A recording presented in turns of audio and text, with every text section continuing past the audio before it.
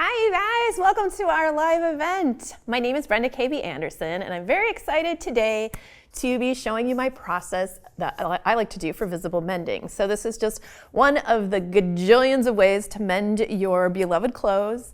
And I love this method because to me, it just looks very aesthetically appealing. It's creative, it's fun. It's not particularly scientific, or you don't have to be super careful. You don't have to know that much about stitching in order to start on this. So this is a great project, for anybody who's interested in learning how to visibly mend their clothes. So what is visibly mending? Visible mending? That is just when you're mending something and you're not trying to make your mend blend in or go away, you're actually kind of highlighting it or making it sort of a focal point or a design detail. You're turning it into something more than what it was. You're showing people that, like, I care about this, article of clothing and I made it my own. It's, you're kind of showing people the history of your clothes. Things happen in life and sometimes you get tears or stains or other things like that. And then being able to mend it in a way that looks beautiful and kind of adds more to your garment, that's a really awesome skill to have. So I'm so glad you guys are here. Of course, this is a live event, so if you want to say hi, I know there's already some hellos kind of rolling in. Renee says, greetings from Minnesota, USA. I'm in Minnesota too, Renee. We're neighbors. Hello. Thanks for popping in and saying hi. But definitely say hello. Let me know what you're interested in learning. We're always open to hear about what you guys want to do. I like to learn new things too, and I like to get inspiration from you guys for future projects. I do a lot of live events, crocheting and sewing mostly, some knitting also. So if you guys have any future ideas, definitely let us know. Also, if you have any questions about what I'm doing, if you have any comments, if you have suggestions or advice for other people who are going to be watching this event, then definitely put those in the chat as well. We would love to hear from you guys.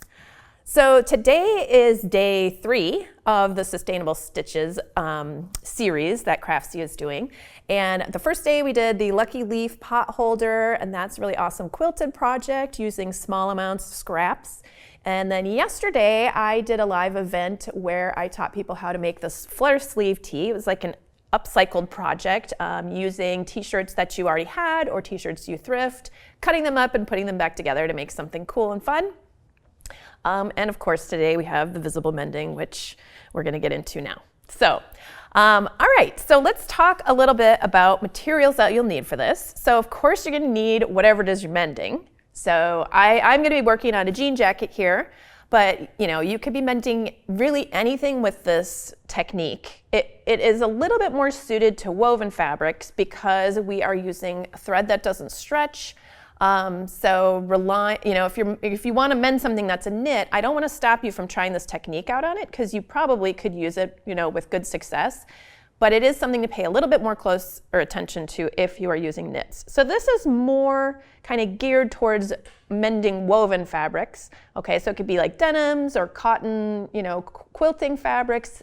It doesn't even have to be garments, actually. It could be a quilt that you're working on too. You could use this really for mending anything that's a woven fabric. So also, besides the article that you're going to be mending, you're going to need some sort of hand stitching thread. So what I mean by hand stitching thread is normally we kind of gravitate towards a thicker thread. Oftentimes people will use embroidery floss. Also, part of my project is very heavily influenced by sashiko stitching, which is a Japanese style of stitching and mending, and adding really cool running stitches to things, which I'll be showing you a little bit about. But there is a special kind of thread that's specifically for that, so you could be using that here too. I am going to be using Sulky brand hand stitching thread. They're called Petites, and they are a really awesome, I'm very excited about these. I am used to using embroidery floss, and I hadn't tried these before maybe a couple of weeks ago, and now I'm like hooked on these because what you have here in this thread, this is like the same, one strand of this is the same as 2 strands of embroidery floss, or 2 of the little threads in the embroidery floss. And it's on a spool. It has this little, little way to keep your threads from unwinding if you throw them in a bag or put them away in a drawer or something like that. Keeps them all nice and tidy. And those of you who worked with embroidery floss before, you know how it is when you start to pull the strand out and everything gets all tangled and bunchy, and that does not happen with these, which is totally awesome. So I've been loving using these. This has been a really great treat for me. I didn't even know these existed before, and now I'm very excited to be able to add that to my collection of thread. So you're going to need some sort of thread. I'm using multiple colors, but you can definitely do this in, very, monochrome. You could do it in whites. You could do it in blacks. I like the look of it contrasting with the background. So that's something to think about. It makes your stitches really show up really well, and it just looks, in my opinion, it looks the best if you have something that contrasts with what you're mending. Okay, and then you're going to need a needle, of course. So you can use an embroidery needle for this project, or I'm using a sashiko needle here, which is very similar to an embroidery needle. It's a little bit longer. You just have to make sure the eye is big enough on whatever needle you're using so that the thicker thread can go through easily. And it should be, you don't want too big of a needle though, because it's going to be hard to get it to go through your layers of fabric. So those are kind of the things to think about when you're picking out your needle. But you could use an embroidery needle. Depending on what you're mending, you could use a chenille needle. These sashiko needles are nice too. Just something that will fit your thread. Also, some optional things that you could be using for this project. You could be using this sulky stick and stitch. So this is a water-soluble, it's a sticky adhesive stabilizer for your project. So if you're working on the embroidery, you probably don't need this for the running stitches section, but if you're working on your embroidery, this can really help stabilize your piece as you're stitching it, and we'll kind of go into this a little bit more later. I really love this, and this you can print on your computer, which is, on your printer, you can print out, an image. I actually have templates in the back of your download that go along with what I'm going to be teaching you today, so you can just go ahead and print those out. You can cut them out, stick them onto your project, and just follow the lines. It makes it really simple, really super easy. So that's an option too you could use. Also, I'll be using an embroidery hoop for a little while during my project. You don't have to have one of these, but it does help, especially if you are going to be doing some embroidery on a thinner project. One thing to think about though is take a look at the area that you're mending. It may be too small to get an embroidery hoop in there, so think about that. Smaller embroidery hoops are great to use on things like mending because you'll be able to put it into the pant leg or into a sleeve or something like that, whereas the larger hoops won't really fit. So that is something to think about. You don't have to have an embroidery hoop though. That's just kind of an optional thing. And later on we're going to be doing some patchwork. Let me show you what this looks like.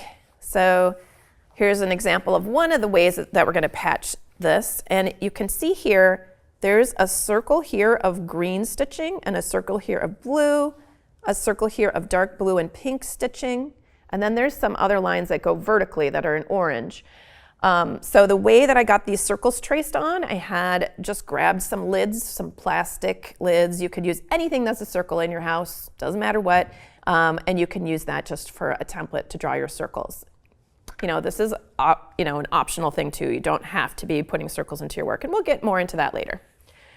And you may want to have some sort of marking tool. If you really want to have very straight running stitches, you could give yourself some lines to follow. That's optional too. I just usually eyeball mine because I'm not too concerned about them being absolutely perfectly uniform. I think of this project and this style of mending as more organic and more like just kind of how life is, It's not going to be all perfectly aligned, It's kind of more like a little bit more of an art than a science to me, this type of mending. So, but to you, it may be different. Okay, so I think that's it for materials, and let's get started, and I'm going to show you the different types of patching that we're going to be going through today. We have a hi from Alabama. Hello, Susan. And Dina says, hello from Egypt. Wow, welcome you guys. I'm so glad you guys are here. Okay, so let me show you some of the examples that we'll be running through. The first one we're going to do is this. This is just a running stitch. It's just going vertically. It even goes through this patch right here. And the patch, you'll notice, is on the inside, on the back side of my fabric. So it's kind of showcasing this hole, and the patch is just sort of peeking through. And I really like this method because it looks like a little window into another world to me. Like it's just like a little sneak peek of something else going on the other side, and it makes you curious about it. So I really like patching from the back side. It's just really kind of fun, and you can pick out some fabrics that, you know, they don't have to be, it could be anything. It could be a plaid or a stripe or a solid or whatever you want from behind. But it is kind of fun to use if you have any like quilting cottons that have an interesting print on it. It is kind of fun to just sneak those in there just because, I mean, it's just interesting. So I have a little beehive here printed on my fabric with a tiny little bee and then some flowers around. And I stitched through everything. I didn't try to go around this or mask those stitches. Part of the beauty of this is you're actually seeing those mending stitches going through everything. Then after I patched it, I added these little embroidered details. So I just embroidered on top of the print that was already there for these two flowers. And then I thought, okay, that's cool, but I like this idea of the beehive being kind of sitting on the inside of my jacket, like it's a little door to another world. And then I thought, wouldn't it be fun if there was a bee flying out of it? And so I embroidered this little bee here. And so we're going to be going through, you know, how to add these little embroidered details to your pieces to kind of break up just the stitching, add another layer of just fun to your project. All right, so this is the first thing that we're going to be going through, and then just really quickly, I will show you the other examples. Here's another example of patching from behind and adding a little bit of embroidery detail. So I just had a denim patch put behind, and this time you'll see instead of just straight running stitches, you see these little plus signs. So this is a running stitch going this way and then a running stitch going vertically, and then I added some little embroidered details onto that to make it a little bit more fun. And then the third style that we're going to be talking about, I already kind of showed you this. This is just patches laying on top of your work, which is another fun way to do it. And I think of this as kind of a collage of sorts. And this is really great for patching holes when there's multiple small holes in a place and you need to patch kind of a larger area. It's kind of fun to break it up and put multiple patches on there in different colors instead of just like one big patch that covers up all those holes, or patching a million little tiny holes, which takes a while. So this is more just highlighting those patches. They're laying on top here. And then doing some running stitches in interesting ways. So there, like I said before, there's running stitches that are going in a circle here, and a circle here, and a circle here. And then there are running stitches that kind of run throughout, kind of as sort of like a background, and they're just going vertically. So we're going to go through all these patches. I'll do little demos of them so you can see how they're done, but I just wanted you to have the overview of what we're going to be learning today in this live event. All right, let's see. Emmy is saying, what's that t-shirt? Okay, you're talking about the shirt I'm wearing, I'm assuming. So this is, so on the front of my shirt is, it's a picture of Bruce Springsteen. It's my Bruce Springsteen shirt. And then I have, on the sides, I have Badlands National Park, and then I have Astoria, Oregon t-shirt here. And this is a shirt that I made out of 3 different t-shirts, and I cut them all apart. Yesterday I did a demo on this, how to cut them all apart and put them back together. But I'm a big Springsteen fan, so hence the Springsteen t-shirt here that kind of got cut up and reassembled. Sherry B is saying hi from Germantown, Wisconsin. Hi, Sherry.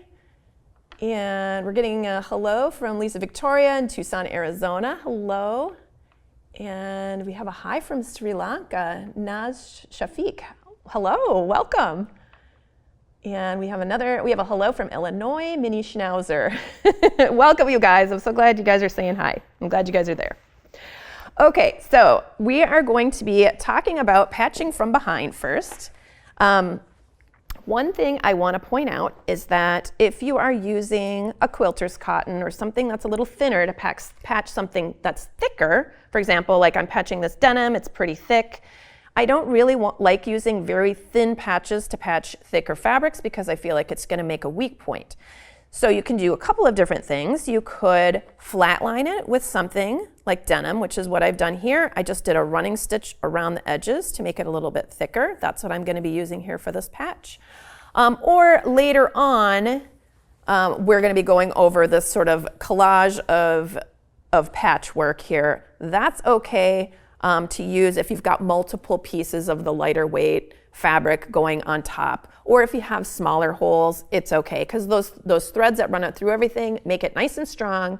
But you just don't want to patch a large hole like this hole with a thin piece of fabric, because it's not going to be as strong as you would like it to be.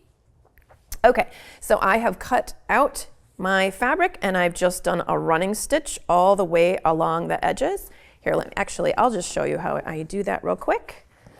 I'm just going to grab a little chunk of this denim. So when I'm patching things, I like to use what I have on hand. I don't normally buy anything for my patchwork. I just use, right here, I made a pair of cutoffs and I saved the denim from that project. And so that's what I'm going to be using here to reinforce my patch.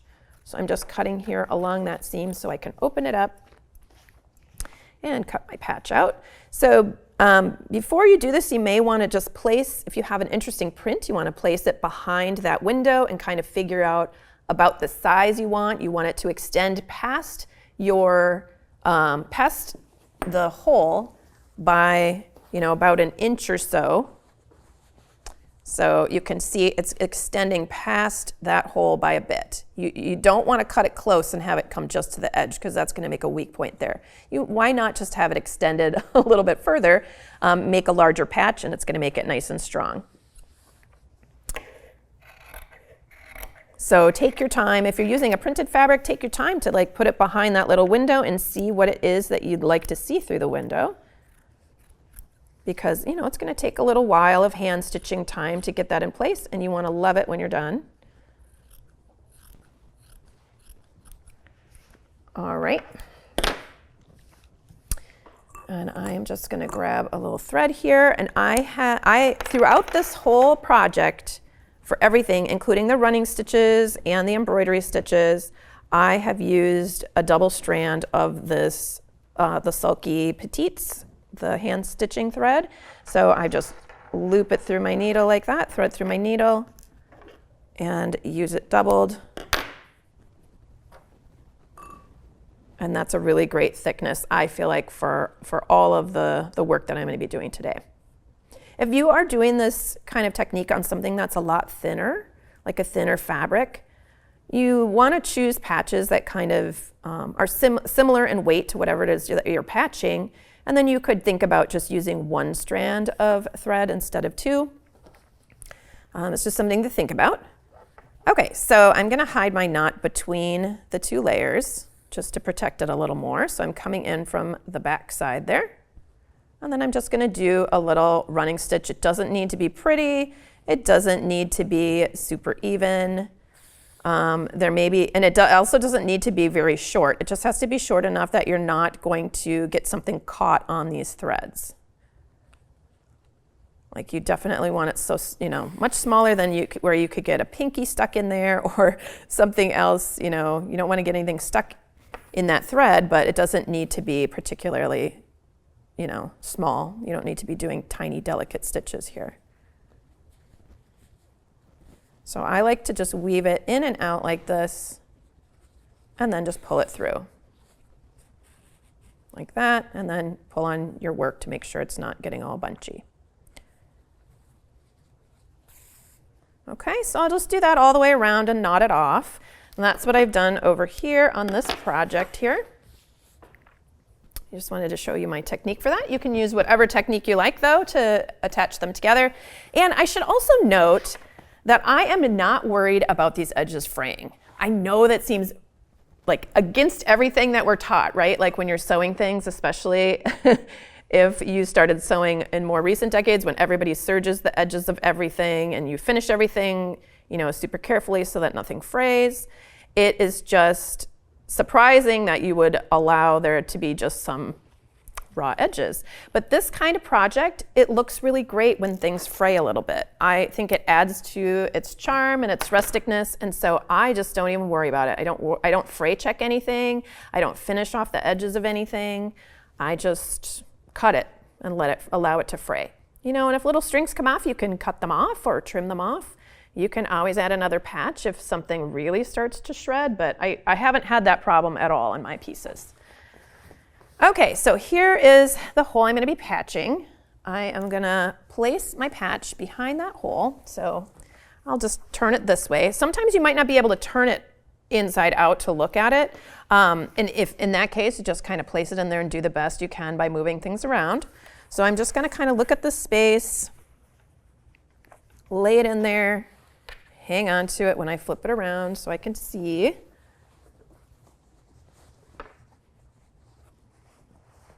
About where I want it to go. And then we'll get it pinned in. And sometimes when you have holes, that means that that edge has kind of gotten stretched out and it's not, it's not going to lay perfectly flat anymore.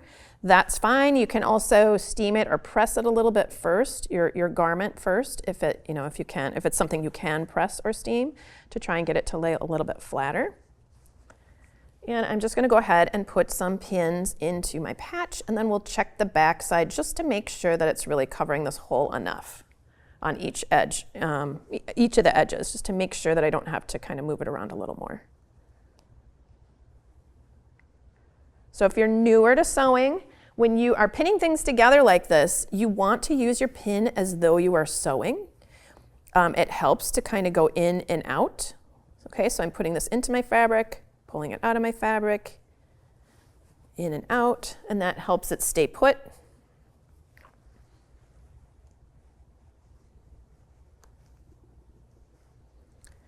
And let me just check the back here.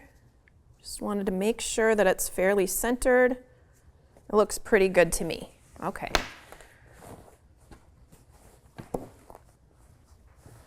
And you may find that you like using an embroidery hoop for this type of work. I generally do not like to use it for the stitching part, for the running stitches, because I like to bend my fabric as I'm stitching through to get it onto the needle. And if you have it held taut in that embroidery hoop, you're not really able to do that as much. You can put it in the hoop and have it just be a little bit loose in there. And sometimes I'll do that if I can't get my hand inside of something, but I could possibly get a hoop in there. Sometimes I'll hoop it up but have it a little bit loose in there so that I can still just stitch from the top side. I'll explain that a little bit more as I start stitching.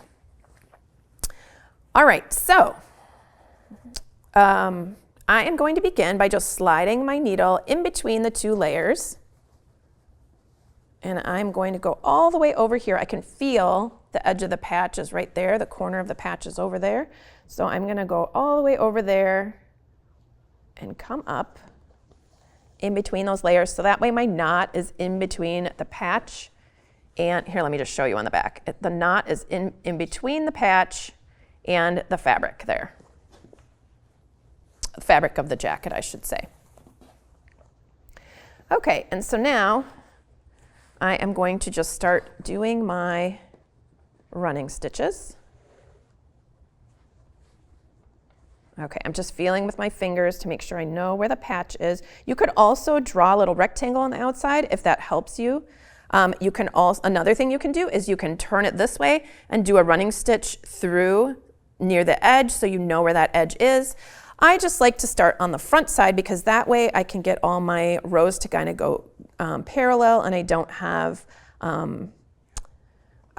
to worry about matching it up with an exact edge of this patch. I just want it kind of to catch those edges a little bit. What I mean by that is I'm going to be making these lines that go off the edge of the patch, and so it's going to extend further than the patch, so we don't need to worry about getting like whip stitching the patch in there or anything like that.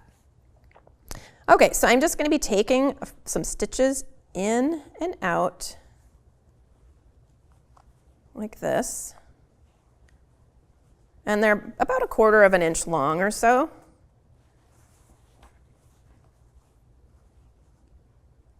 In and out. And I'm just going in a straight line. This is kind of along that top of the patch.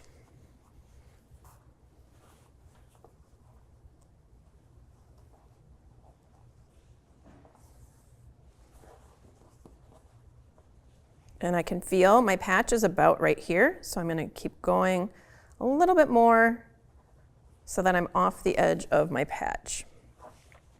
Then when I get to the end, I'm going to turn my work around upside down because it makes it a little easier since I'm right-handed and I like to stitch from right to left.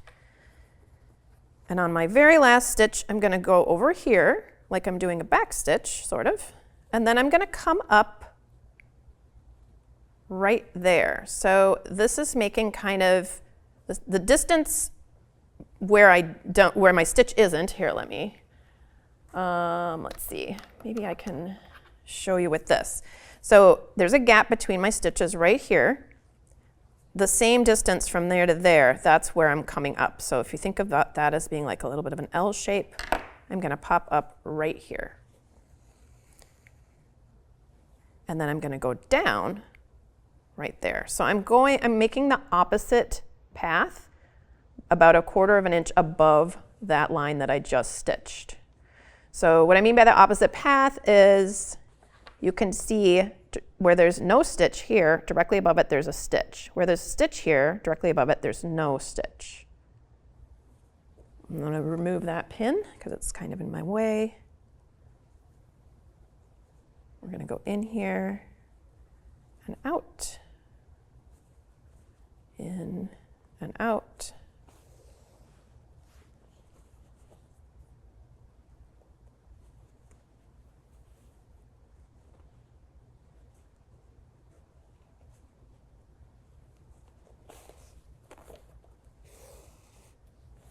Just like that.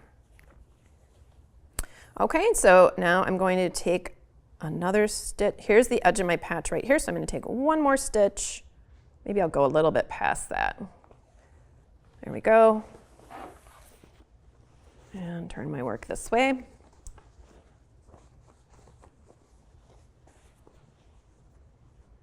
And I'll come to the outside. So it's almost like you do a little back stitch to finish that very last stitch. And then I'm going to come out just below, right there. And again, I'm taking the opposite path. So this is, I'm making stitches that are directly below the space between the stitches from the previous row.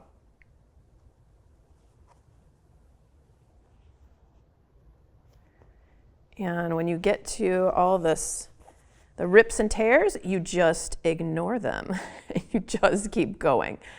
It seems a little awkward at first to just be sewing through that, especially when you can't actually see what's going on very well. But you just continue on, and it'll look cool. I promise. All right, so every once in a while I like to pull on my fabric just to make sure that it is not getting, constricted by my stitch work there. You don't want it to be you don't want your threads to be pulling on your fabric. You want them to lay pretty flat.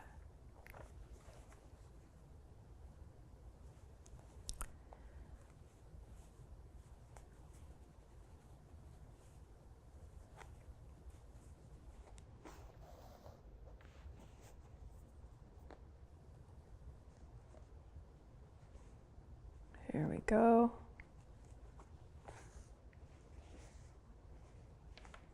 Maybe I will switch to, I'm feeling like maybe this color is not showing up as much as I would like it to. So I am gonna, oops, I got a little bit off there too. I'm going to cut this.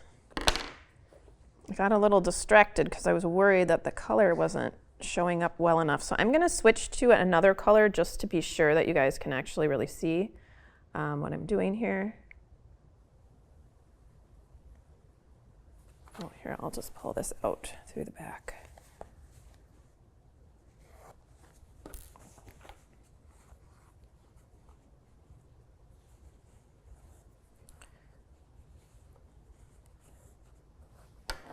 All right, I'm gonna weave that tail in later, so I'm just gonna kind of let it hang out there. Normally, I wouldn't be knotting off on the back like that without having the thread on my needle, so I'll show you how you should really knot it off. I think I'm gonna grab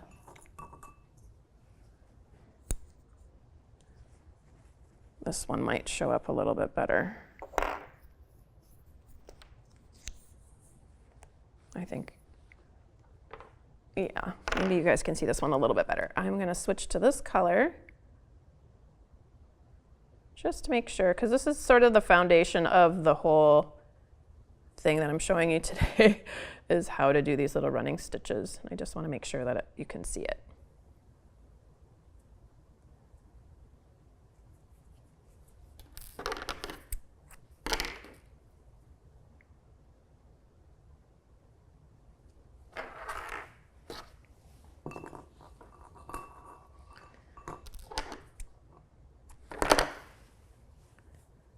Alrighty. So when you run out of thread, because you will as you're stitching along, it's nice if you can find a spot to start out that's in between the patch and the thing you're patching. So we left off somewhere in this mess in here. So I'm just going to tuck my needle underneath in between these two layers. Let's see. I'm just kind of sliding it in from the side to get it underneath and in between those two layers, and then I'm going to pop up right here. And that way the knot is hidden, it's in between the two layers, and it's not going to, be bothering you on the inside of your garment. You're not always going to be able to do that, but it is a nice way to start if you have the option. Okay, so I know you're not going to be able to see too well here because I'm going through that very thready part. Here we go.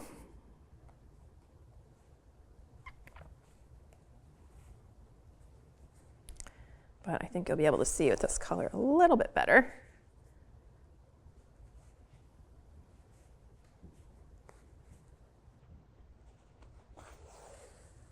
There we go.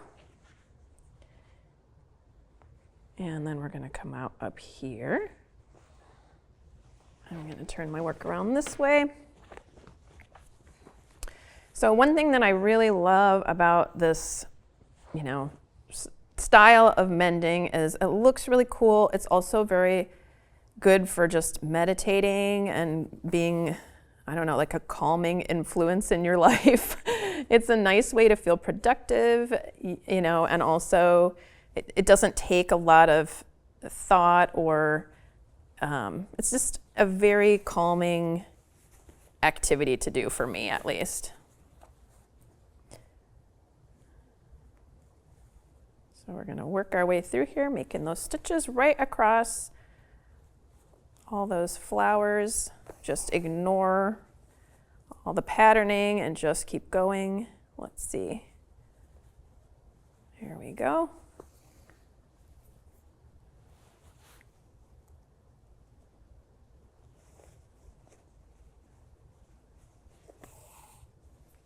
And here I've come to the end of my patch. I can feel it. And I'm going to come underneath and come out right there. So when I do that, I think about this as being like a little triangle shape almost right here, just to help me kind of space things.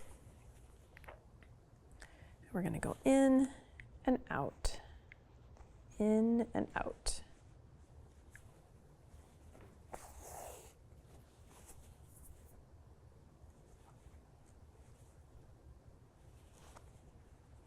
All right, so you can see how when I'm making the stitches, it's, they're staggered compared to the row that I did before, the previous row, but you don't have to do it that way. They don't have to be staggered. This just is for this particular design, the way that I'm stitching this one up.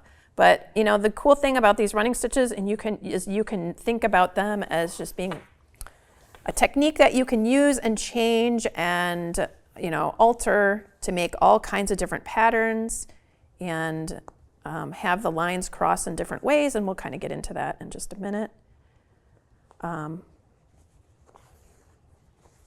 yeah, so you would just keep going over the whole thing. So when you're done, your piece will just have those horizontal lines, and they'll be staggered from row to row. And then after that, you have the option of doing additional running stitches if you like, and so it would turn out a little more like this one because you've got these little checks, so you've got them going in two different directions. So I'm going to, let's see, maybe I'll just finish this one row here and then we'll switch over to the next piece.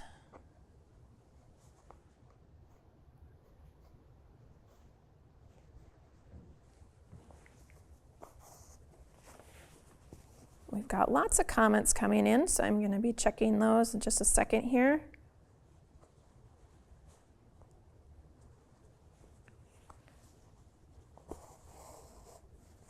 All right, so I'm going to tie this off on the back. If you run out of thread and you want to finish off, again, if there is an option to kind of hide your knot in between, your patch and the garment you're working on. I always take that option if you have it. If you don't, that's okay. So you can go ahead and just tie that off. And then, especially if your knot is just going to be back here somewhere, like how I left this knot, then you can go ahead and just weave that in, catching a couple of threads, or going, if you had a flat line patch like I have, so I have 2 layers, I can slide my needle between those 2 layers for just a little bit. I just want to make sure it's not popping through to the front for like a big long, yeah, it looks fine. It's not coming through to the front. You don't want to accidentally make a line that's in a weird spot after you did all that hard work.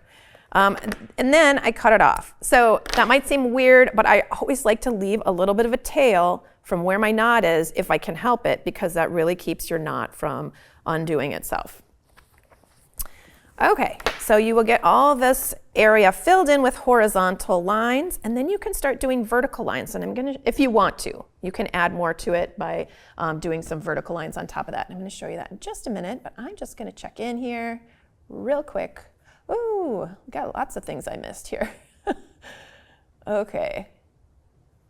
We have a hello from way down East Maine, hello. And I'm sorry, can you tell us again what your favorite thread is? So the thread that I'm using, I'm guessing you're asking about that. The thread that I'm using, this is Sulky brand, and it is a hand stitching thread. They're called petites, and it is basically like the equivalent of 2 little strands or 2 threads of an embroidery floss. So when you get embroidery floss, usually there are 6 strands in it, and normally, well, oftentimes, you kind of peel them apart from each other and you only use part of the strand of embroidery floss. And so that's what I'm talking about when I'm talking about the strands. So this is the equivalent of 2 little threads of the embroidery floss, and I am using this doubled. So there is actually a link, and I'm pretty sure there's a coupon code too if you guys are interested in checking that out for this brand, for the exact thread that I'm using throughout this project. And we have a hello from Massachusetts, and oh, Kelly loves my bee. Awesome. We'll get to the bee in a little bit. Hi from Sweden. Hello. Hi, Pia. Thank you for popping in and saying hello. And we have a hello from Rochester, New York. I love to knit and crochet too, says Lucy. And we have an Olaf from Michigan. Love to see a tutorial about how to put together a two-team jerseys together half to half to wear when your 2 favorite teams are playing against each other. That's awesome. Okay, that's a cool idea. So you cut each shirt in half and take one half and stitch it to the other. That would be fun.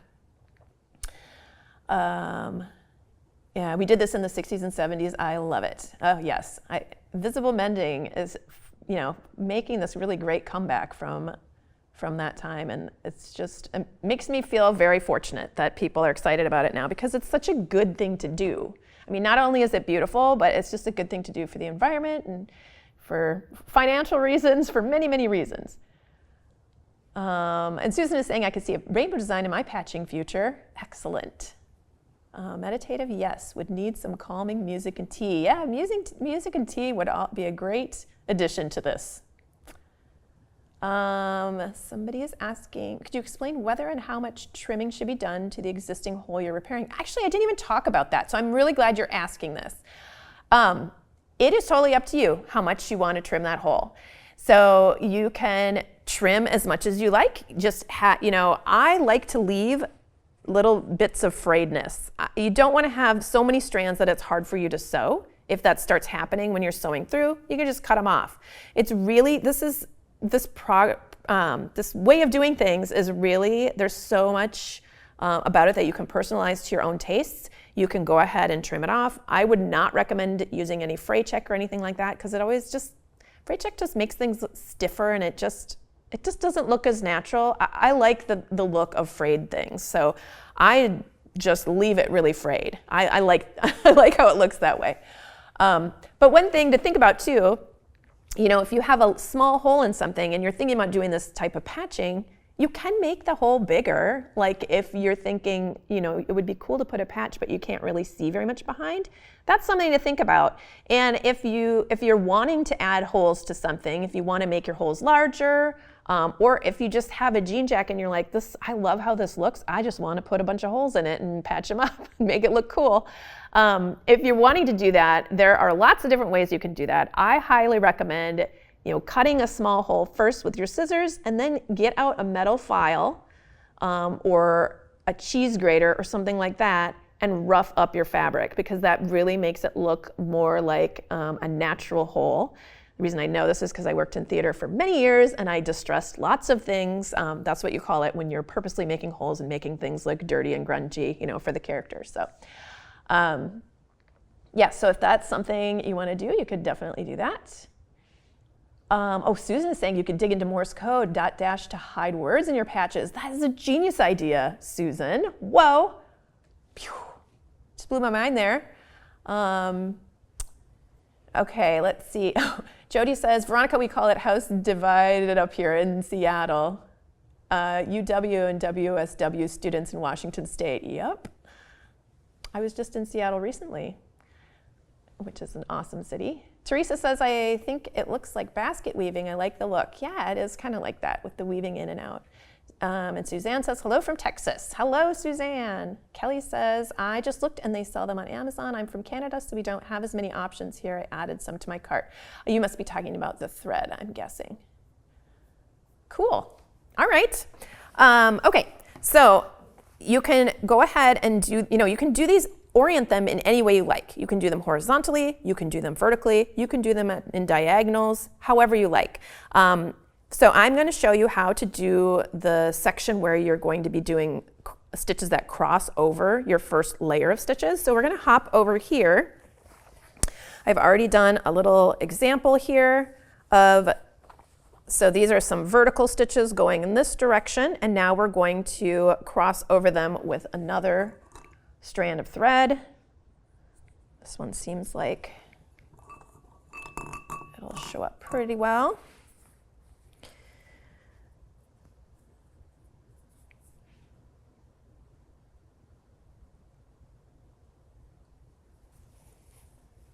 And as far as thread length, if you guys are wondering about that, I am one of those people who likes to make a really long thread length, so I have to thread my needle a little less often, and I'm pretty good at managing my threads. However, if you're newer to stitching, I definitely recommend keeping to a shorter stitch length, like maybe 20 inches or less, maybe even less than that, because the longer it is, the more chance of tangling, and that's just a frustration nobody needs. All right, so we are going to go ahead and start going back and forth with stitches that cross over, and I am going to just kind of flip this inside out so you guys can see what's happening here. You can see how I've gone off the edge of my patch just to make sure that those stitches are catching that. So if you go further than your patch, your stitches will catch over the edge, and that way when you're putting your arm in your sleeve or something like that, it's not going to be catching on that, that raw edge all the time. Okay, so I want to hide my little knot in here between the layers. So I'm just stitching between the patch and my fabric. And I don't want to have a very long, you never want to have a longer stitch than, something long enough to get your pinky finger stuck in if it's something that you're going to wear. So I'm going to go out of my fabric right here and turn that, and we'll see where we end up. Pretty good.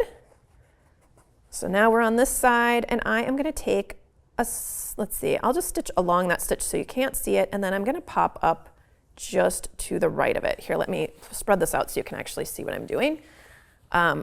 So I'm going to be crossing over this first layer of vertical stitches here, and I want to start on the right and go left because I'm right-handed.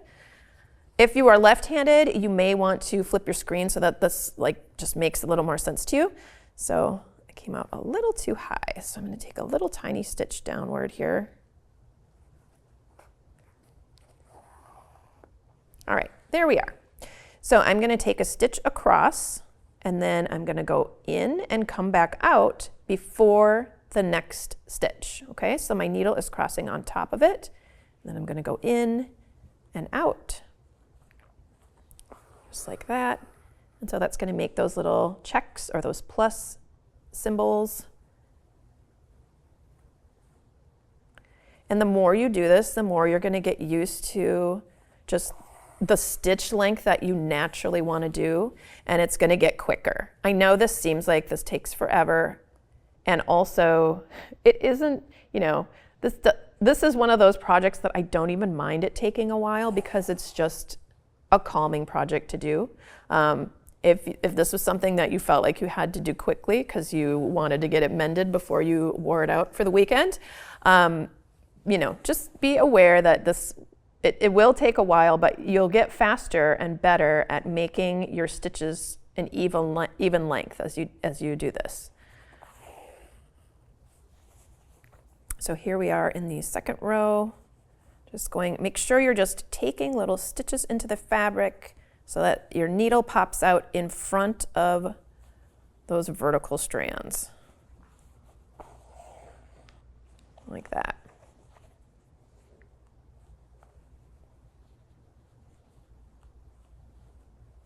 So in case you're wondering what's in the download, if you haven't downloaded it yet, I have lots of photos of these projects here, or of the different styles of mending with the embroidery. I have a template for the embroidered pieces that you've seen on my jacket.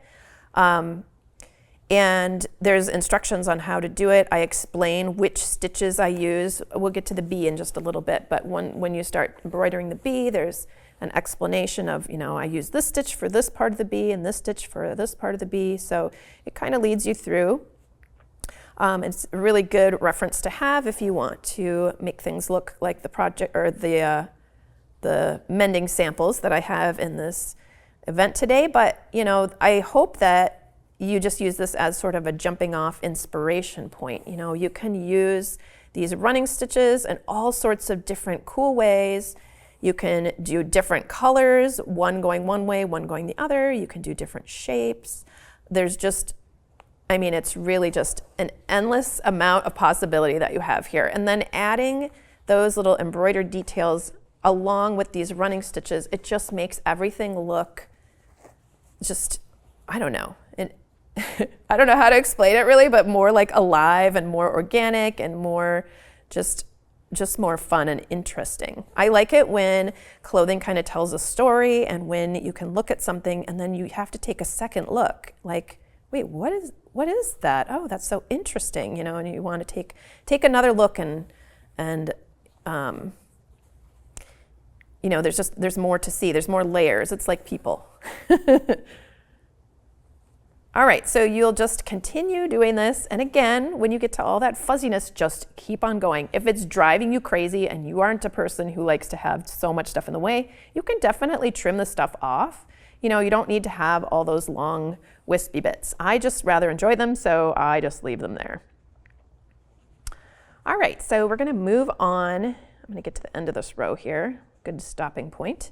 And then we're going to move on to a little bit of the embroidery that goes along with these two samples.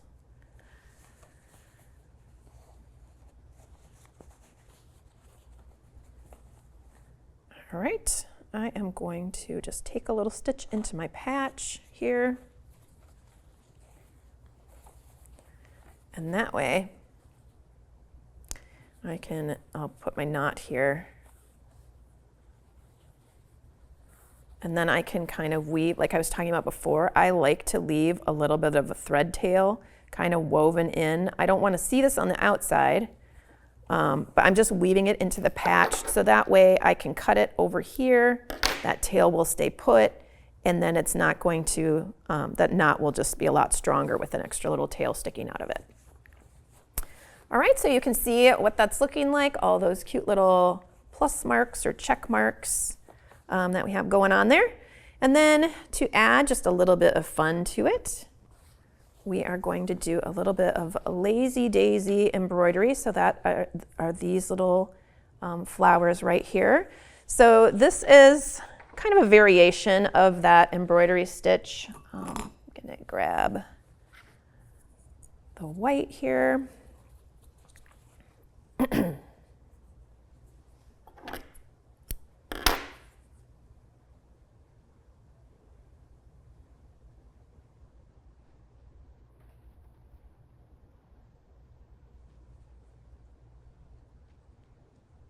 Oops, kind of split my yarn.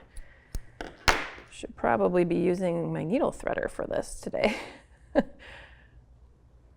I always dream I'm going to have like a little piece of felt with a whole bunch of needles pre-threaded in it for these live events, and then I never remember to do it. So you guys don't have to keep watching me thread needles. All right, so here we are. I'm going to be making one of those little lazy daisy flowers.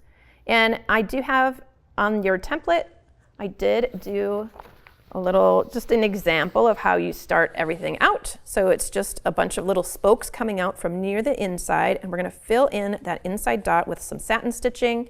And then these spokes are going to get sort of like a chain stitch or a lazy daisy stitch on top of them. So I start with the spokes. I'm gonna come in from the back, and you can choose if you wanna have this like actually on your overlapping the running stitches. Actually, because I haven't done the crosses there yet, which I plan to finish later, I'm gonna do my lazy daisy up here.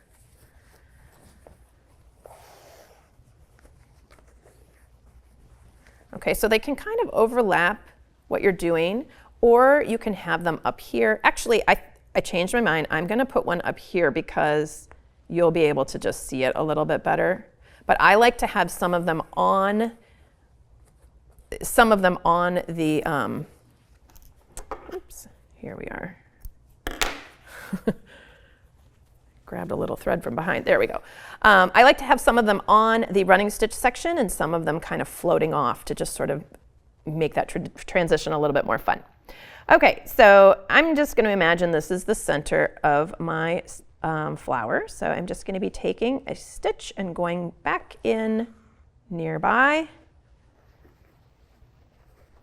and we'll do one. Actually, I want to come out directly across from that. That makes it a little easier to divide this up evenly.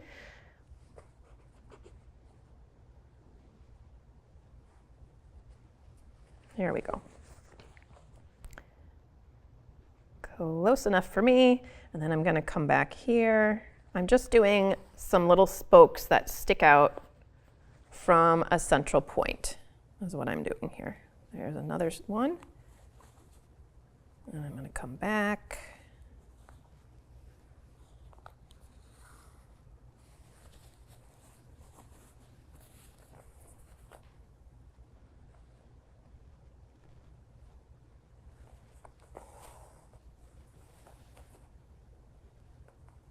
And you could spend a bunch of time trying to get them all perfect and even, exactly the same length as each other, but I never bother because I feel like you could be seeing the flower from a slightly different angle. You're never really seeing the flower exactly from straight on. All right, so after you do the last little spoke, you can come out near any one of those spokes you like. And then I like to hold this up towards the top with my thumb to just get it out of the way, go in at the same point, and come out over here at the tip. And now you want this thread to be underneath your needle because when you pull on that, it's going to trap the tip of that flower petal right there. Then you're going to make a tiny stitch so I'm going over that strand that I trapped to keep it in place. And now I'm going to come out at the base of the next spoke right there. I'm going to bring this up, hold it there with my thumb, go in here, same space, and come out at the tip like this. And then, see, I'm kind of holding this to the side, so that way it keeps my petal in the right spot. I'll show you what I mean on the next one. I'm going to go in right next to that to trap it in place, come out down here. So I'm going to bring this up, hold it with my thumb, and go in at the base of the spoke and come out here. And if you just pull up this way, oh, look at that, it made my petal too short. Well, I mean, you can fix that. You can just make it longer with your needle. But if you pull on it in this direction, it's going to land in the spot that you want it to be. Now we're going to go back in here.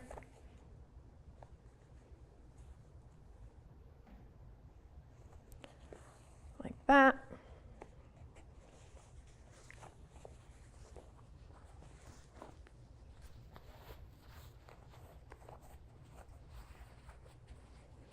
And, you know, part of mending something is the inevitable awkwardness of hanging on to it. It's not like you just have a little piece of, you know, cross-stitching fabric in your embroidery hoop and you can turn it however you like.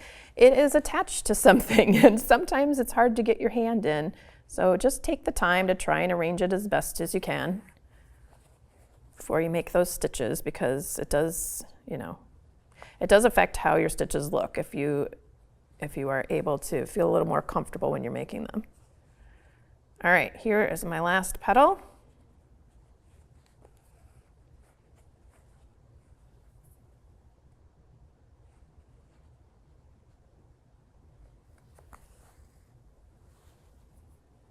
And then I will go into the inside and I'll tie that off.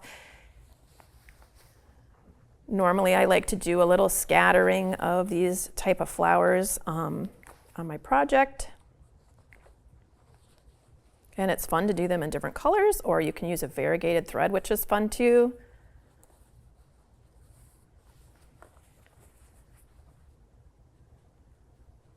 I'm just kind of weaving in that thread tail, just barely catching the threads of the denim so that I can cut it off with a little bit of tail to it. All right, and now let me untwist this arm here, and then we will add a little satin stitching for the center of our flower. Maybe we'll do that in green. This would be pretty.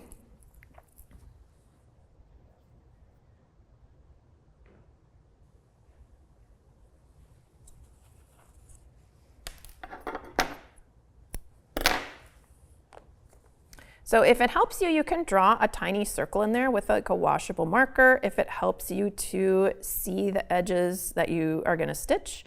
If you, like me, if you can just sort of picture what the center, like a little circle in the center would be. I mean, there already is sort of a circle that's showing up there because of all the points coming together. That may be enough for you. So we can go in here.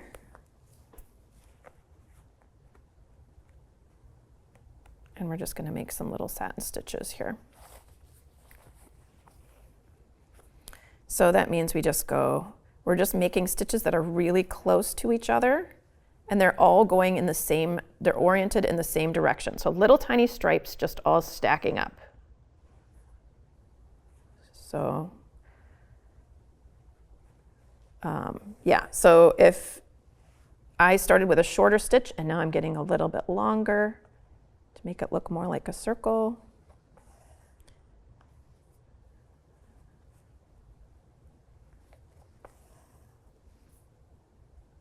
And we're just kind of, you know, using these horizontal strands just to fill in that little space there.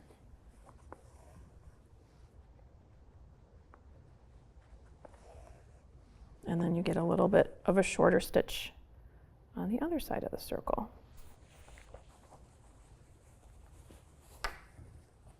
Just like that. And I will tie that off. And then we will talk a little bit about those little lilac flowers that I have, the purple ones.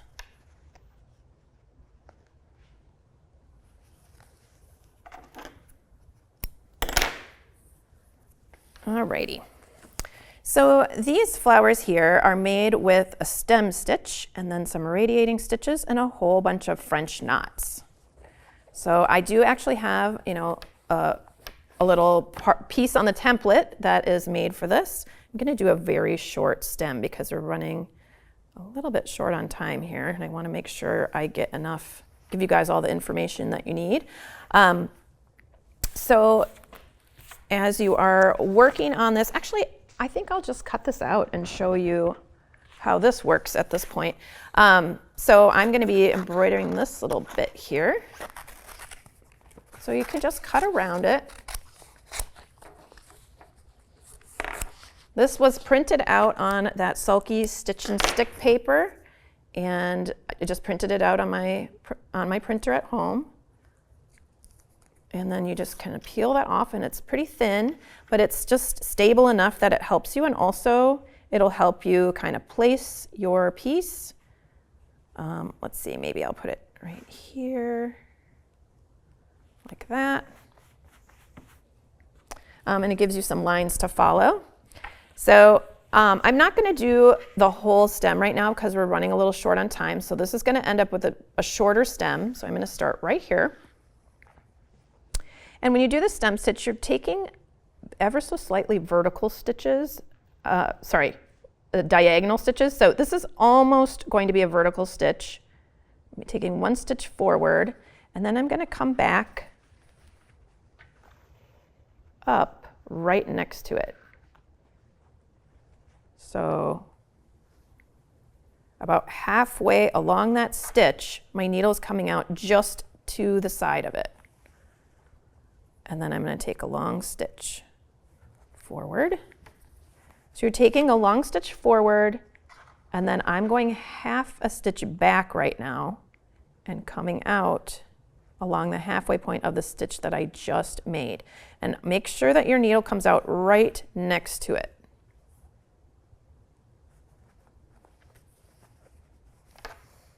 Okay, so you would just continue doing that all the way along the stem.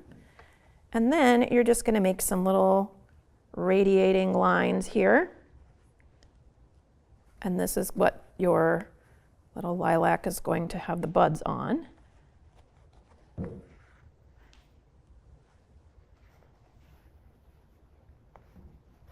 I'm just filling those in there.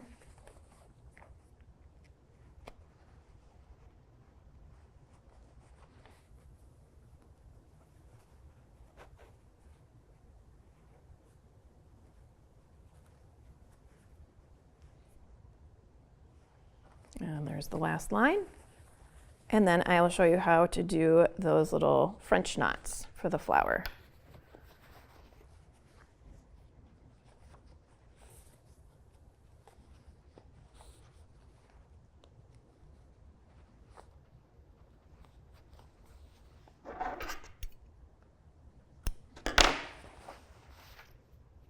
I like to use a variegated thread for these types of flowers because they have all those little French knots, and I just think they look so pretty in the variegated thread.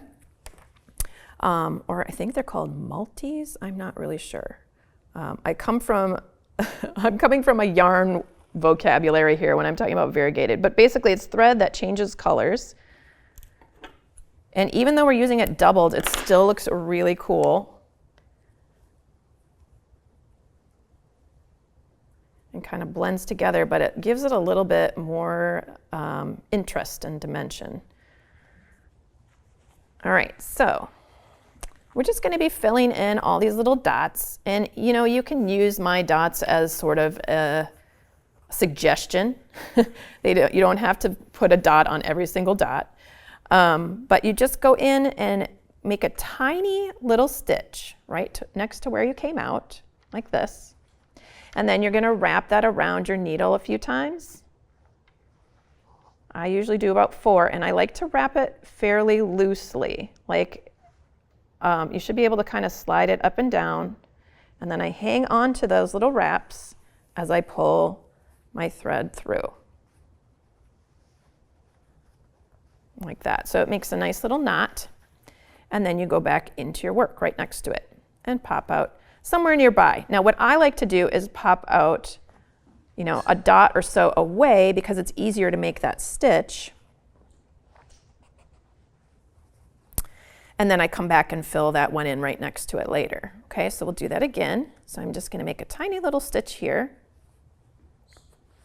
and wrap this around 1, 2, 3, 4 times or so. And for more wraps, you will get a slightly larger knot. At some point it becomes unwieldy and it kind of flops over a little bit and doesn't look very good. So that's something you can experiment with. And then go back in right next to it. Just like that. So I just realized I did not explain this stabilizer very well. This stabilizer is awesome because you can draw on it with a pencil, you can print it out on your printer, and then you stick it to your project. You can stitch right into it. It gives you a map of where to stitch. And then after you're done with your project, you wash it and it completely dissolves and disappears. So it has to be something, you know, if you're mending something, it has to be something that can get wet because that's how you get rid of it. But it's so nice because you get to see it on the front of your work. You get to use those guidelines, and it just completely disappears later. So it keeps your fabric from getting all bunchy as you're stitching it, and also, you know, you can see what you're doing. So I really like using it. Okay, so you can see how you make those. You just keep on going and filling in all of that, and your little lilac will look something like this. Really pretty little French knots there. And so now we will move on to the next thing I want to show you.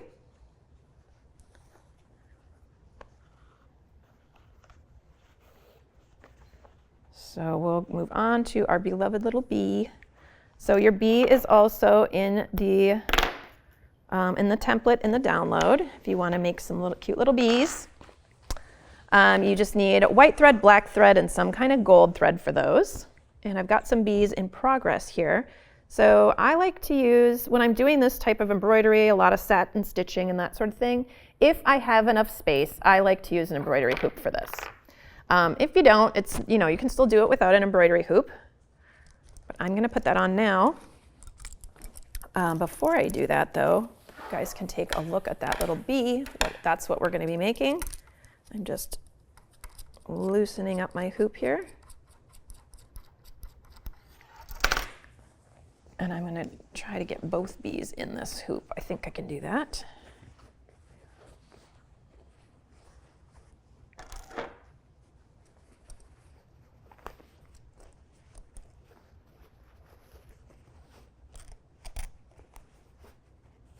There we go.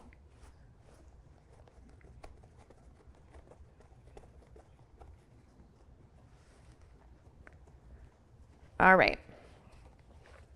So to make the bee, I would recommend, this is something that I don't really freehand because I don't feel comfortable with it and getting it symmetrical and all that. So I would definitely recommend using the template and printing it out and sticking it on, just as you saw me do for that little piece of lilac.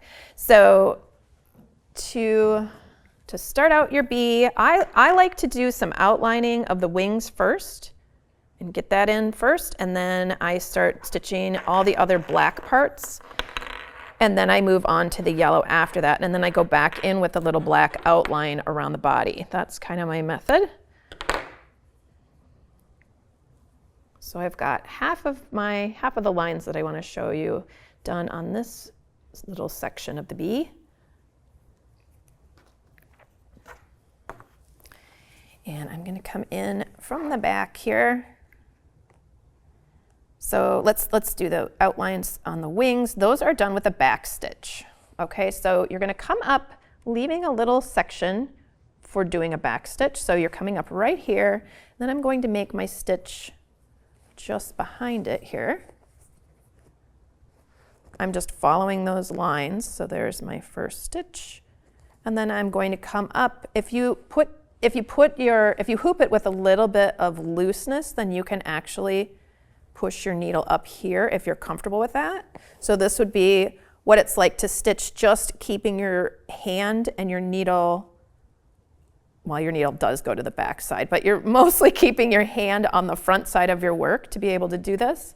And that is beneficial for if you're doing something like a little sleeve, if you're putting something in a smaller space and you can't actually pull your thread because it's too small behind. It's better to, it's good to know how to do this, to stitch it just from the front side.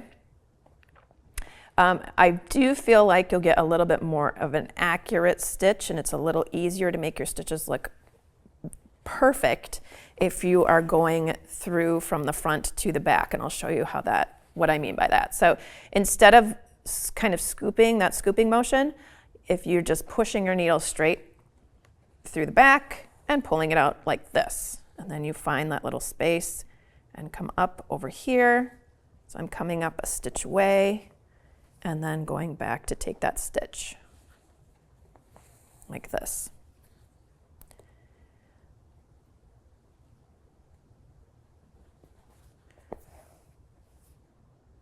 So it is a little bit, you're doing an extra motion here. It's a little bit easier to make it accurate, and for a beginner stitcher, that might be a little bit easier to do it that way. But you can try it both ways and see how it works out. All right. So you will want to just fill in those lines all the way around the wing to here, and then that second little wing to there with doing the back stitch. I am going to I'm just going to skip over. I'll fix that later. I'm going to skip over to the little legs here on the front.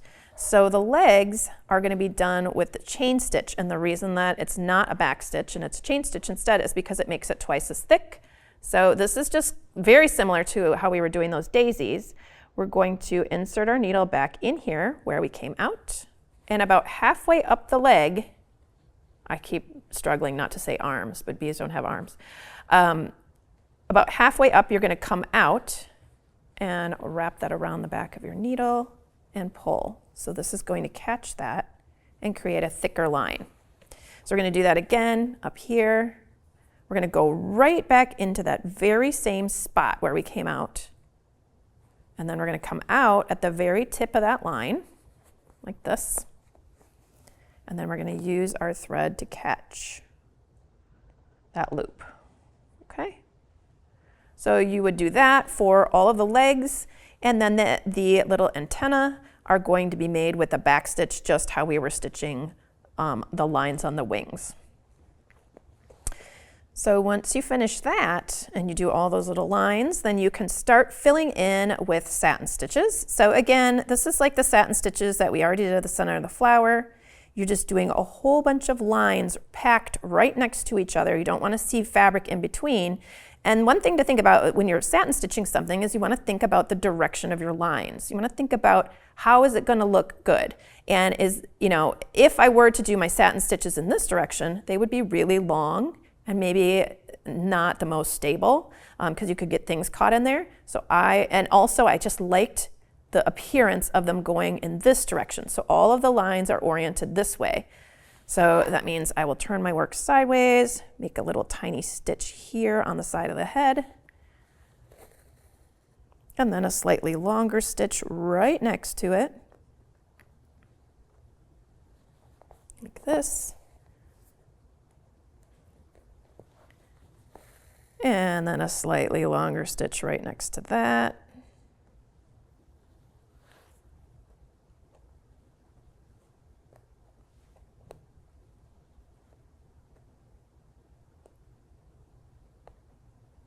All right, there we go. Getting a little lost back there. And then so forth. So we just fill that in. So all of the black sections, so that's this first section, we skip a section. This next section, skip a section, and this section. Those should all be filled in with black, like you can see here on this example. And then once you get to that point, or actually at any point, you can start filling in these little veins in the wings with white. So I'm going to fasten off my yarn back here, or my thread back here. And we'll switch to the white.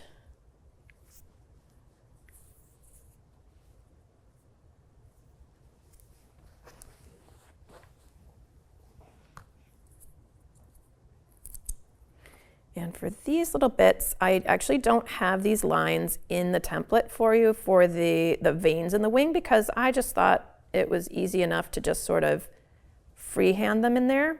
But feel free to draw them in on, and you can use pencil or something like that to mark it on your little, on the drawing of the bee so that you know where you want to stitch if you want to do that first. I'm just going to eyeball it.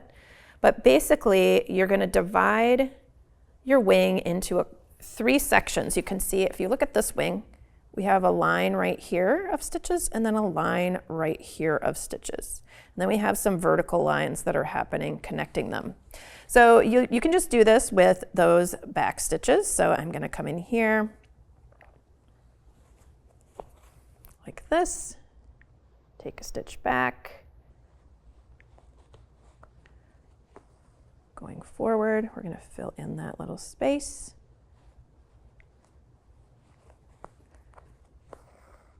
Like this.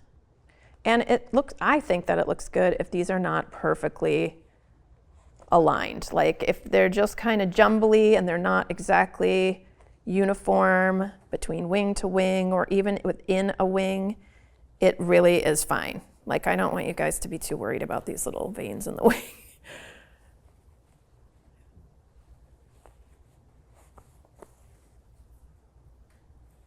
There we go. So now we have it divided, with 2 lines, we divided that wing into 3 sections, and then you can do some little vertical lines in your wing to kind of break that up a little bit. Oops, that came to the outside of the black, which I would probably fix. But in the interest of time, we're just going to let that one go. So we just kind of do some little vertical lines here to make the veins in the wings.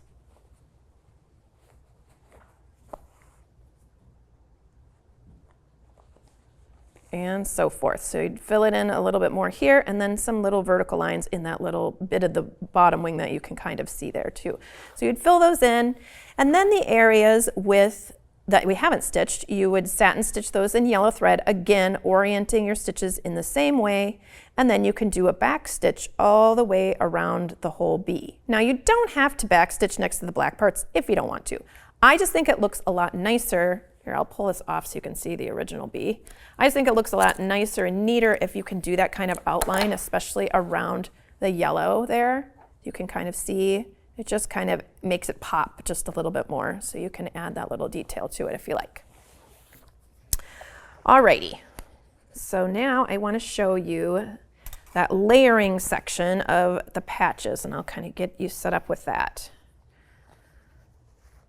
Where we put the patches on the outside of our project instead of on the inside.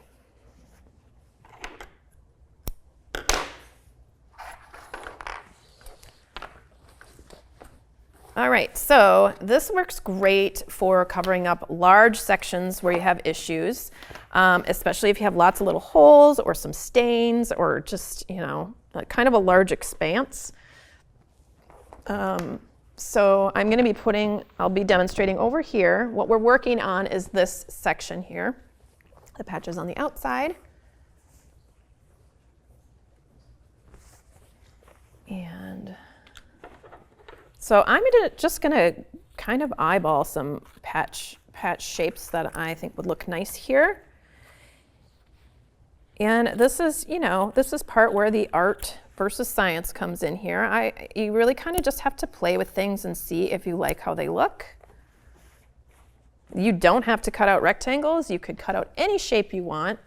And I demonstrated that by making this little heart there, because I think it's kind of fun to throw in other shapes as well. You could do diamonds. You could just do a jagged shape. It really does not need to be, you just make it however you feel. So I'm going to do another rectangle here, like that. And maybe I'll choose this kind of fabric would look pretty, I think. We'll do a little heart shape out of this one. So I do have a template for the heart, if that's helpful to you. I am just going to cut my own out of here and we'll see how it looks. I'm just trying to do things kind of quickly here.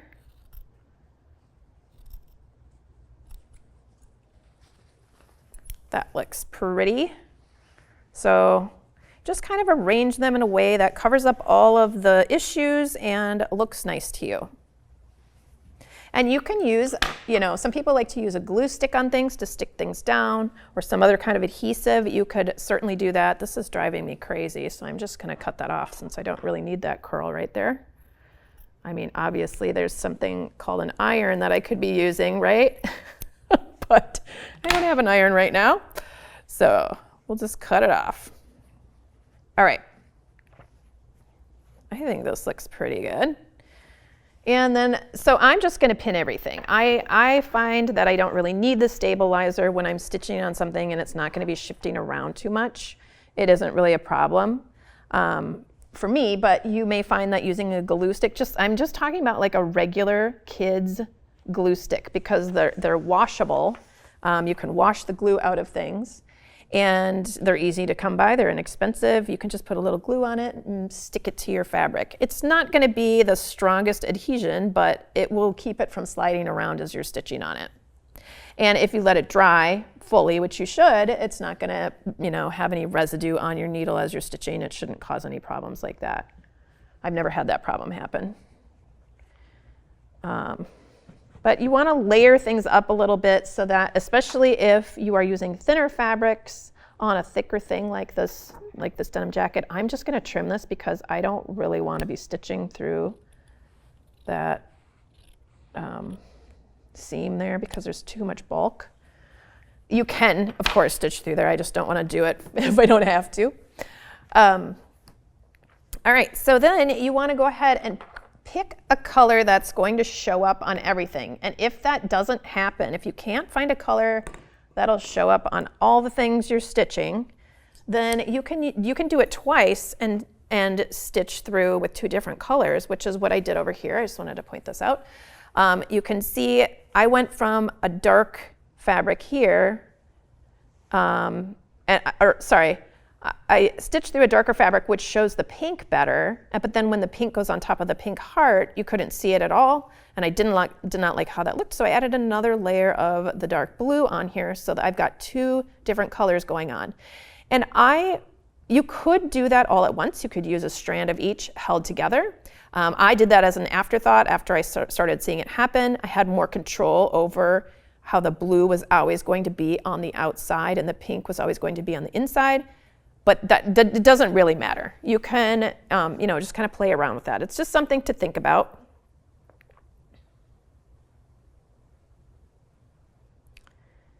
All right, let me get this threaded up here. Also, as I mentioned before a couple of times now, with the running stitch, you can choose to have horizontal lines, vertical lines, those checks that cross over each other. You can do totally organic shapes. I'm trying to keep things a little bit simple here with these circles. So what I did was I just traced around lids or other circular objects you might have in your house. Let's see, I hope this shows up on this fabric. I'll be able to see it, but I just don't know if you guys will be able to see it. But I really like how it looks when the circle extends off of the piece a little bit. Kind of arrange things in a way that looks nice. So I'm just using that to get these nice little circular shapes marked in on my project. So there's a circle. I know you can't see it very well over here, but you can imagine, right? We all have imaginations. And then maybe I'll do another circle here, and this one's going to kind of underlap that circle. So I'm just going to draw it like this.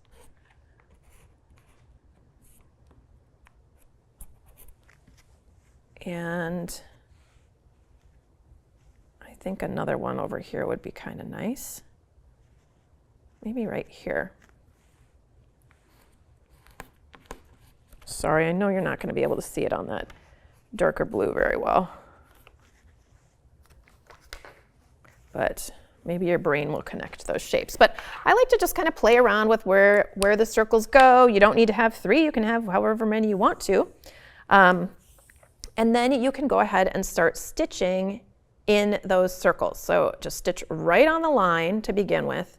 I always start with the one that looks like it's sitting on top of the others, but you don't have to do that. Also, it's nice to start with the one that has the most, that's holding down the most stuff. So this one's overlapping all 3 patches here. So this will be a great place to start, I think. So I'm going to come up I'm going to come up in between my patch and my garment with my knot. And I'm just doing that same running stitch we did earlier, okay? So in and out, in and out. like this.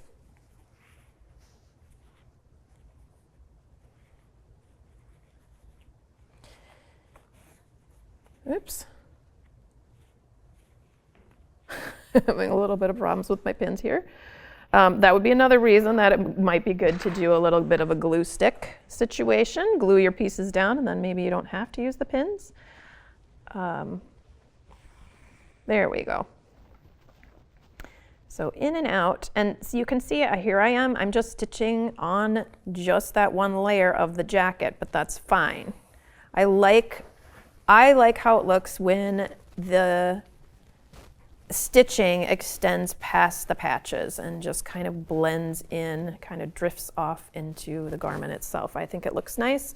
It also adds a little bit of strength to your piece right there. That's, you know, close to the patches. It keeps your fabric from stretching out, which could cause more ripping. It just stabilizes it just a little bit more, which is one of the things I really like about using a running stitch.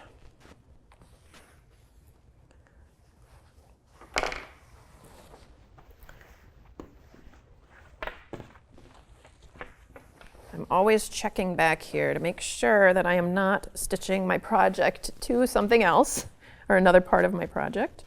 One time when I was we used to call it home economics when I was growing up, when you would learn sewing in school. I sat next to a kid who sewed his project to his pants, and I thought that was so hilarious. I didn't say anything because I was really shy and I was nice, but later on, as an adult, I worked in a costume shop and I knew so much better than that. I actually did the same thing. I stitched my project to my pants once because I was holding it in my lap. So, you know, we all make mistakes. Doesn't matter how much experience you have.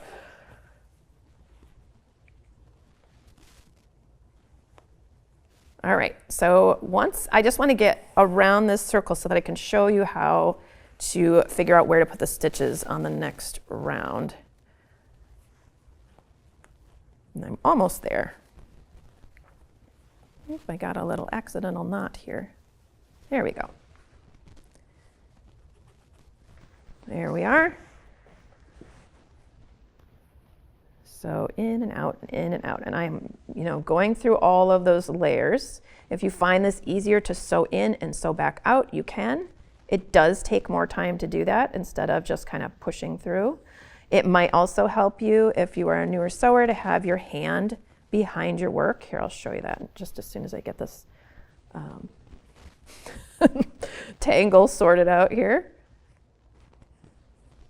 All right, there we go. But you may find it easier if you're a newer sewer to have your hand behind your work like this so that you can kind of help guide your needle in a way, like pushing on the fabric next to where your needle is. You don't want your needle to go into your finger though, of course. Okay, so here I am finishing up my little round of stitching, and I'm gonna go back in here, and then I'm gonna come out just below right there. I'm gonna pull that out because I don't need it anymore. And now I'm doing the opposite path again. So what that means, just for a little review, is I'm on the next round inside, you can see, especially right here where the fabric is lighter, where there's a gap between stitches, there's a stitch just below that. So this is really only going to work for maybe a round or two. And then your stitches are going to start getting really short because you're working around in a circle. So, you know, if you drew a circle in here, your stitches would be super tiny if you had the same amount of stitches as you do on the outside ring.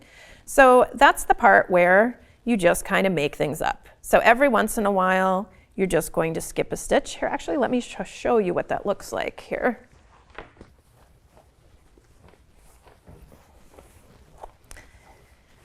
Let's see. So just every once in a while, like right here, as I was working around, I did not put a stitch right here. That's where so there's a little gap right there, And I would have put a stitch right there, but I didn't because there's another space right here. So every once in a while, you just have to skip a stitch or kind of fudge things a little. You won't even notice it later. It's totally fine. I'm just pointing this out because you know, now you know to stagger your stitches, but when you start doing those circles, it gets a little confusing. So after you get all of your circles stitched in, so you'll do a circle here, a circle here, a circle here. Then after that, you're gonna go in with those vertical stitches, or you could do horizontal stitches or something else. And you're just gonna kind of stitch up to where those stitches are and then turn around and go back down. So you'll just be doing little sections of stitching.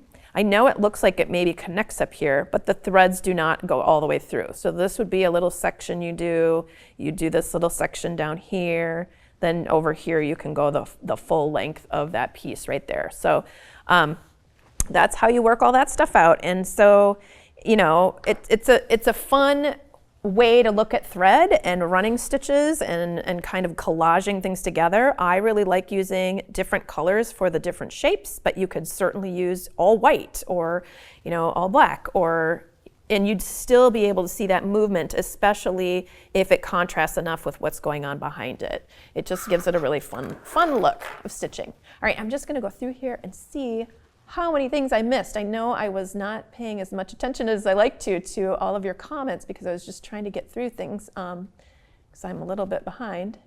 Let's see.